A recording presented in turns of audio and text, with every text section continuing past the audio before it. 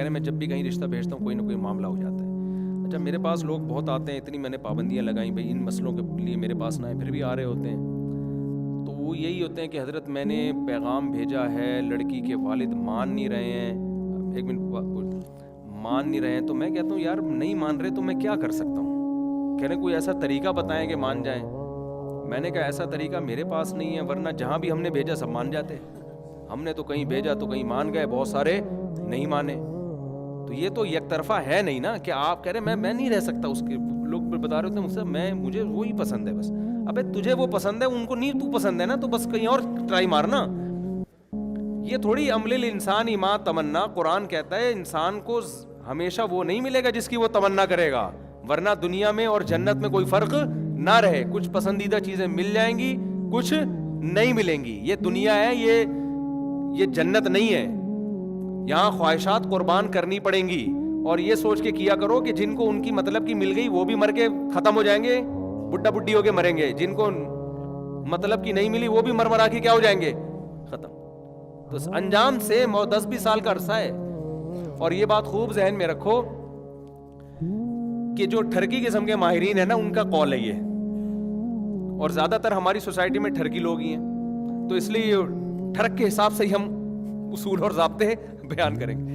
وہ یہ کہ عورت ٹھرکیوں کو اس وقت تک عورت اچھی لگتی ہے جب تک وہ ان کی بیوی نہ بنے. بیوی بننے کے بعد پھر وہ بھی ویسے ہی لگ رہی ہوتی ہے جیسے ہی نارمل ہوتی ہے. جتنی بھی حسینہ ہوگی نا, شادی کے بعد وہ آپ کے جذبات نہیں رہیں گے کہ وہ اتنی حسینہ, وہ میں مر رہا تھا, تو اب وہ نہیں بھائی. وہ تھوڑے دنوں میں کیا ہے, وہ بھی ویسے ہی لگے گی جیسے وہ باقی لگ رہی ہیں آپ کو, بلکہ وہ باقی آپ کو زیادہ اچھی لگنا شروع ہو جائیں گی. یہ والی کم, یہ ٹھرکیوں کی نیچر ہے. اور سوسائٹی میں جو چیز چل رہی ہے وہ زیادہ تر ٹھرک ہی چل رہی ہے نا. تو ٹھرک کے حساب سے اگر آپ پازیٹیو سوچو گے تو پھر یہ سوچ لیا کرو کہ بھائی جو مل جائے اس پہ شکر ادا کرو, نہیں ملے تو کیا بولو یار میرے مقدر میں یہ تھی نہیں, اور وہ اتنا نہیں ہے جتنا میں سمجھ رہا ہوں. تو جو مل جائے نا, ہمارے حضرت فرمایا کرتے تھے جو بیوی اللہ نے دلا دی ہے جیسی بھی ہو, یہ سوچا کرو کہ اللہ کے علم میں میرے لیے اس سے زیادہ خوبصورت تھی نہیں. یہ بڑی زبردست بات ہے. یہ نہیں کہ دنیا میں سب سے زیادہ خوبصورت ہے یہ تو ظاہر ہے جھوٹ ہو جائے گا. خوبصورت تو ہو سکتا ہے, لوگوں سے پوچھو تو بتائیں گے یار وہ پڑوسن, وہ ایک مولوی صاحب تقریر کر رہے تھے نا, تو وہ جنت کی حور اتنی خوبصورت ہوگی, اتنی خوبصورت ہوگی, اتنی خوبصورت ہوگی, ایک دم جوش میں آ کہتے ہیں یقین نہ ہے فلاں کی بیوی کو جا کے دیکھ لو, اتنی خوبصورت ہوگی. ٹھیک ہے, تو ان کے منہ سے نکل گیا کیونکہ وہ بڑے متاثر تھے. تو یہ نہیں کہ سب سے زیادہ دنیا میں خوبصورت ہی یہی ہے. آپ یہ بولو کہ جتنی عورتیں میرے نکاح میں آ سکتی تھی نا, ان میں جو سب سے خوبصورت تھی اللہ نے اس کو میرے لیے منتخب کیا ہے. اب جتنی حسینائیں دنیا میں گھوم رہی ہیں آپ بولو وہ میرے لیے ہے ہی نہیں, تو جو چیز میرے لیے نہیں ہے اس پہ سوچنا بے وقوفی ہے یا نہیں ہے. اب دیکھو بادشاہوں کی عورتیں بڑی خوبصورت ہوتی ہیں نا, شہزادیاں, لوگ دبئی اور عرب امارات اور وہ یوٹیوب پہ دیکھ رہے ہوتے ہیں وہ شہزادی اور فلانی ڈمکانی, تو کسی کو حسرت ہوتی ہے؟ اس لیے نہیں ہوتی کہ یار ہم کوئی رائل فیملی کے تھوڑی ہیں ہم لوگ, یہی سوچ کے صبر کرتے ہیں نا. ابے ہم لوگ کوئی رائل فیملی کے تھوڑی ہیں, ہم رکشے ٹیکسی غریب غربا, بھینس گائے مرغی انڈے دہی, پیٹرول مہنگا ہو گیا, یہی ٹینشن ہے نا ہماری. تو بس لوگ دیکھتے ہیں, ٹرکی قسم کے لوگ ان عورتوں کو دیکھتے ہیں کہ بڑی خوبصورت. ایسا نہیں ہوتا کہ وہ اس پہ پاگل ہونا شروع ہو جائیں. کیوں؟ ان کو امید ہی نہیں ہے کہیں سے بھی. یا فلمی ایکٹریسز جو ہوتی ہیں وہ تو ایک ایک چھانٹ کے حسین ترین لڑکیوں کو لاتے ہیں نا فلمیں, تو لوگ فلمیں بھی دیکھتے ہیں, اور فلمیں دیکھنے کے بعد ان کو وہ ہیروئنیں اچھی بھی لگ رہی ہوتی ہیں, اس کے بعد یہ نہیں کہ نیند اڑ گئی, یار میرا تو دل آ گیا اس کے اوپر, اتنی خوبصورت ہیروئن, اب میری راتوں, مجھے کوئی فون کر رہا ہو مفتی صاحب میری مادھوری سے شادی کرا دو یار کسی طریقے سے, میں ٹینشن میں آ گیا ہوں. ہمارے زمانے کی تھی, اللہ معاف فرمائے, ہم نے بھی توبہ کر لی تھی. تو مفتی صاحب میری شادی کرا دو اس سے, میں ٹینشن میں آ گیا ہوں, اتنی خوبصورت, اور میں کوئی بھی ٹینشن میں نہیں آتا. حالانکہ آپ جن انٹیوں پہ عاشق ہو رہے ہو, یہ جو ہیروئنز ہیں یہ تو ان سے کئی گنا زیادہ خوبصورت, ان کو خوبصورتی کے ایوارڈ ملے ہوئے ہوتے ہیں. ٹینشن کیوں نہیں لیتے؟ آپ کو پتا ہے یار یہ ہماری اوقات نہیں ہے, ٹھیک ہے نا. ہم پیٹرول کے مہنگا ہونے سے ٹینشن میں آتے ہیں, تو کوئی فلمی ہیروئن اس آدمی کو لفٹ کرائے گی نہیں جو ڈیزل مہنگا ہونے سے ٹینشن میں آ رہا ہے. وہ بڑے بڑے کروڑپتی لوگ ہو تو یہ ٹینشن نہیں لیتا. کیوں مایوس ہوتا ہے؟ ہمیشہ ٹینشن اس چیز کی ہوتی ہے جس کی آپ کو کچھ امیدیں بن جائے. تو ایک مایوسی وہ ہے جو اللہ نے آپ کو مایوس کر دیا, فطرت نے آپ کو مایوس کر دیا, بھائی تیری اوقات ہی نہیں ہے, وہ حسینہ ہوگی تیرے لیے ہے ہی نہیں. تو غریب سے غریب آدمی بھی فلم دیکھ کے, جتنا غریب ہوگا وہ کم ٹینشن لے گا. مالدار آدمی جب ہیروئنوں کے ڈانس دیکھے گا تو ٹینشن میں آئے گا, بھائی میرے پاس اتنا پیسہ ہے یار, اس سے کسی طریقے سے رابطہ کرو. رابطہ کیا, اس نے انکار کر دیا, یہ ڈپریشن میں جائے گا. ان کے واقعات سامنے آتے رہتے ہیں, افیئر چل رہے ہوتے ہیں نا, بھائی فلاں ہیرو کا فلاں ہیروئن سے افیئر چلا اور بریک اپ ہو گیا تو وہ ہیرو کھمبے سے لٹک گیا. وجہ کیا ہے کہ ان کو ہیرو کو چانس ہوتا ہے کہ یار ہیروئن سے تھوڑا سا ہو سکتا ہے ہماری سیٹنگ ہو جائے. ہیروئن کو چانس ہوتا ہے, ہو سکتا ہے یہ والا ہینڈسم ہے, ذرا اسمارٹ ہے, تھوڑا سا میرا اس سے. جو فلم دیکھنے والے غریب غربا آلو پیاز ٹماٹر والے, وہ جاتے ہیں فلم, غلط ہے فلمیں دیکھنا نہ شروع کر دو اس کے بعد, کہیں فلم دیکھ کے آتے ہیں کوئی ٹینشن, بلکہ انجوائے کر کے آ رہے ہوتے ہیں, یار بڑی زبردست فلم تھی یار, آج تو بڑا زبردست ڈانس کیا اس نے. تو یہ تبصرہ کرتے ہیں, ٹینشن نہیں لیتے, کتنی ہی خوبصورت. ان کو پتا ہے یار ہم جیسے غریبوں کے لیے یہ بالکل بھی آفر قدرت کی طرف سے نہیں ہے. تو یاد رکھو, جہاں فطرت نے مایوس کر دیا جیسے وہاں مایوس ہوتے ہو, تو جہاں شریعت مایوس کرتی ہے وہاں بھی مایوس ہو جایا کرو. شریعت نے کیا کہا, آپ جہاں آپ کا جو آپ کے لیول کی ہے, جو ہاں کر دے وہ ہے آپ کے مقدر میں, اور جو آپ کو نہیں ملی تو سمجھ لو, نبی صلی اللہ علیہ وسلم کی صحیح حدیث ہے, وَعْلَمْ أَنَّ مَا أَخْطَأَكَ لَمْ يَكُنْ لِيُصِيبَكَ, جو چیز تمہیں نہیں ملی. آپ نے حضرت عبداللہ بن عباس کو گھوڑے پہ سواری پہ آپ کے پیچھے بیٹھے ہوئے تھے, آپ نے فرمایا کہ یقین کر لے جو چیز تجھے نہیں ملی نا, یہ ہو ہی نہیں سکتا تھا کہ تجھے مل جائے وہ, کیونکہ رفعت الاقلام وجفت الصحف. آپ نے فرمایا کہ اللہ نے تقدیر لکھنے کے بعد نا اس قلم کو اٹھا کے رکھ دیا ہے اور اس کی سیاہی خشک ہو چکی ہے. عرب جب لکھتے تھے نا تو گیلی سیاہی کو تو چینج کر سکتے تھے, خشک سیاہی میں چینجنگ نہیں ہوتی تھی. تو آپ نے فرمایا صحیفہ بھی خشک ہو گیا ہے, اور جس قلم سے تقدیر لکھی ہے وہ قلم بھی اللہ نے توڑ دیا ہے. تو میرے اور آپ کے مقدر میں جو لکھی ہوئی ہے, جو اللہ نے لکھ دی, جو جیسی ہے, بس سمجھ لو کہ وہ آپ کے لیے سب سے بہتر یہی تھی. باقی آپ ٹینشن میں چلے جاتے ہو کہ بھائی وہاں بھی چانس تو تھا نا, تو چانس آپ کو لگ رہا ہے تھا, لیکن جس کا تقدیر پر ایمان ہوگا اسے یقین ہوگا کہ وہاں چانس نہیں تھا.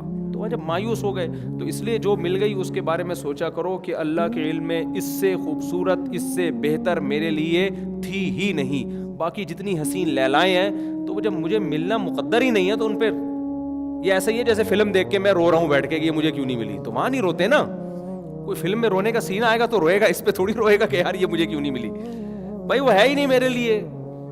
تو تقدیر کا سوچے بغیر انسان ٹینشن سے نہیں نکل سکتا, اور تقدیر ایک اٹل حقیقت ہے, یہ صرف موٹیویشن کے لیے نہیں ہے, بلکہ اللہ نے بتا دیا ہے کہ جو چیز تمہیں نہیں ملی وہ ناممکن تھا کہ تمہیں مل جاتی, اور جو ملی ہے وہی ملنی تھی, یہ بھی ہے اس میں.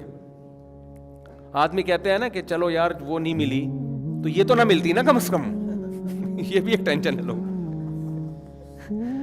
ڈبل ٹینشن ہے نا. ایک تو یہ ہوتا ہے کہ چلو وہ نہیں ملی,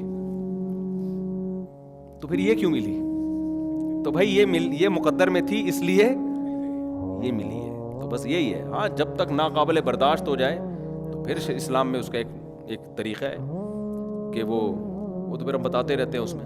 تو اصل یہی ہے کہ بھائی جو ہے سمجھو اللہ کے علم میں میرے لیے اس سے بہتر کچھ بھی, جتنا اللہ نے پیسہ دے دیا نا اس کے بارے میں سوچا کرو کہ اللہ کے علم میں میرے لیے یہ بہت زیادہ ہے. بس یہ واقعہ سنا کے بیان ختم کرتا ہوں. ایک ہمارے حضرت کا واقعہ خوب سنو, اب تو یہ واقعے پہ اور سند مہر لگ گئی ہے. ہمارے شیخ حضرت مفتی رشید احمد صاحب رحمہ اللہ تعالیٰ اپنی اہلیہ کو ڈاکٹر کے پاس لے کر گئے. بہت دفعہ میں نے یہ واقعہ بیان کیا ہے.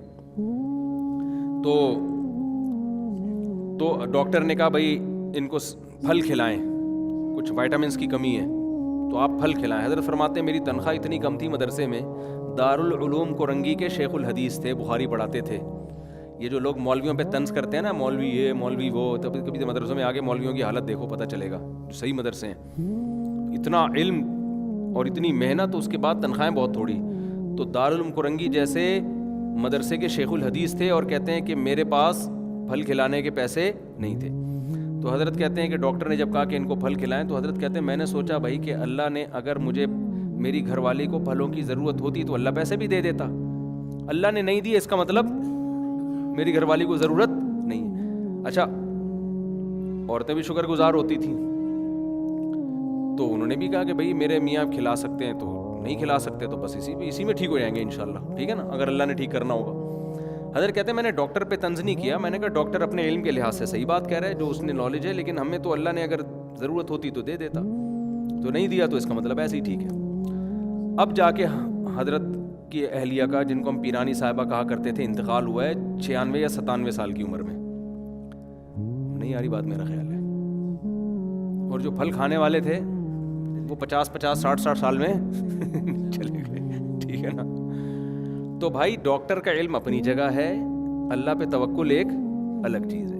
تو جو وسائل اسباب اللہ نے آپ کو دیے ہیں وہ لے کے چلو بس. آپ بھائی یہ ہمارے لیے ہاں وسائل دیے ہوں, پھر کنجوسی نہ کرو کہ اللہ نے پھل کے پیسے آپ کو دیے, بیوی کو کھلا بھی سکتے ہو. بیگم کہہ رہی ہے کچھ وٹامن سی کی کمی بہت زیادہ ہو گئی ہے, کچھ کبھی امرود کبھی کینو مالٹے لے آیا کرو. آپ کہہ رہے ہو ایکچولی اگر اللہ نے وٹامن سی کی کمی پوری کرنی ہوگی تو ایسے ہی کر دے گا, اللہ پہ توکل کرو. یہ توکل کا غلط استعمال, یہ غلط استعمال ہے. جب اللہ نے وسائل دیے تو کرو, نہیں دیے تو بھائی اللہ ہی کھلائے گا, اللہ ہی پلائے گا. مجھے یاد ہے پہلے ڈاکٹر بھی بڑے نا مذہبی ہوتے تھے نا, تو بڑی صحیح طریقے سے لوگوں کو ترغیب دیتے تھے. ایک غریب نے ڈاکٹر کو خط لکھا کہ میں تو نہ بادام کھا سکتا ہوں, نہ میں گوشت کھا سکتا ہوں, نہ میں یہ کھا سکتا ہوں, تو مجھ میں تو, اب کوئی لبرل ڈاکٹر ہوتا تو وہ تو کہتے تھا تو ویسے ہی مر جائے گا تھوڑے دنوں میں, کیونکہ صحت تو غربت اور پیسہ نہیں دیکھتی نا. تو ڈاکٹر نے اس کو لکھا, اخبار میں یہ شائع ہوا تھا, بہت پرانا واقعہ ہے. تو ان کو ڈاکٹر نے موٹیویٹ ایسے کیا, انہوں نے کہا یار کتنے جانور ہیں خالی گھاس کھاتے ہیں, ساری کمی ان میں پوری ہوتی ہے. کتنے جانور صرف گوشت کھاتے ہیں, ساری کمی اللہ ان میں. تمہیں جو وسائل اللہ نے دیے ہیں انہی میں جو کھانا ہے کھا لو, اللہ سارے وٹامنس کیا کر دے گا, پورے کر دے گا. اور ایسے غریب پھر بہت لمبے عرصے چل بھی رہے ہوتے ہیں, حالانکہ ان کی ڈائٹ کو بیلنس ڈائٹ ہی نہیں ہوتی, تو بیلنس کہاں سے ہوگا اس میں, ٹھیک ہے. تو آپ اسباب ضرور اختیار کریں, لیکن جتنے اللہ نے آپ کو وسائل دیے ہیں اس چادر سے آگے نکلنے کی کوشش نہ کریں, اور پھر اس میں اللہ پہ توکل کریں, تو اللہ انشاءاللہ سارے مسائل حل کرے گا. اللہ تعالیٰ کر دیتے ہیں جو اللہ پہ, وَمَن يَتَوَكَّلْ عَلَى اللَّهِ فَهُوَ حَسْبُهُ, اللہ کہتے ہیں جو مجھ پر اعتماد کرے گا میں اس کے لیے کافی ہوں, تو اللہ کافی ہو جاتے ہیں.